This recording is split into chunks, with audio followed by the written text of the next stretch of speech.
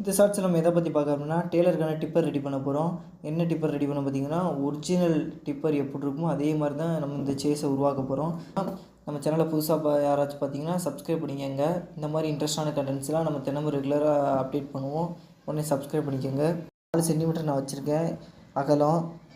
நீங்களும் இந்த வீடியோ பார்த்து ரெடி பண்ணதாக இருந்தீங்க, உங்களுக்கு தகுந்த மாதிரி வச்சுக்கோங்க. நான் 4 சென்டிமீட்டர் வச்சுருக்கேன். கூட வச்சா இன்னும் கொஞ்சம் ஸ்ட்ராங்காகவே இருக்கும். நம்ம சேஸுக்கு இவ்வளோ இதே போதும். நம்ம சேஸுக்கு பார்த்திங்கன்னா இந்த அளவே போதும்.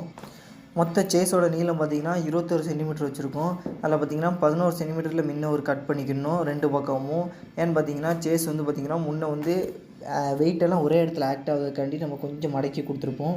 ஒரிஜினல் டெய்லர் நீங்கள் பார்க்கும்போது தெரியும், லைட்டாக மடங்கி தான் இருக்கும்.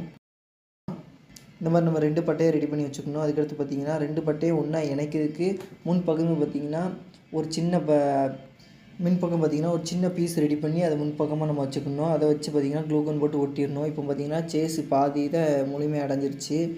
இப்போ பார்த்திங்கன்னா ஒரு டிசைன் கிடைக்கும். இப்படி தான் நம்ம சேஸ் உருவாக போகுதுன்னு. இந்த முன்னே வச்ச மாதிரியே பின்னையும் பார்த்திங்கன்னா நமக்கு தகுந்தாப்பில் லென்த்து எடுத்துக்கிட்டு அந்த அளவு நம்ம ஃபிட் பண்ணி வச்சுக்கணும். இதில் பின்ன பார்த்திங்கன்னா நம்ம 10 சென்டிமீட்டர் வச்சுருக்கோம். இந்த சேஸ் எங்கேயும் நழுங்காமல் இருக்கிறதுக்கு பார்த்திங்கன்னா நடுசில் பார்த்திங்கன்னா ஒரு பட்டை வச்சு ஃபிட் பண்ணணும். இதே பார்த்திங்கன்னா க்ளூகன் போட்டு ஸ்ட்ராங்காக ஒட்டிக்கணும். இப்போ பார்த்திங்கன்னா கிட்டத்தட்ட சேஸ் முக்கால்வாசி ரெடி ஆகிடுச்சு. இப்போ பார்த்திங்கன்னா நம்ம டிராக்டரில் இணைக்கிறதுக்கு மின்பேக் ஆம் செய்யணும். ஆம் பார்த்திங்கன்னா ரொம்ப ஸ்ட்ராங்காக செய்யணும்.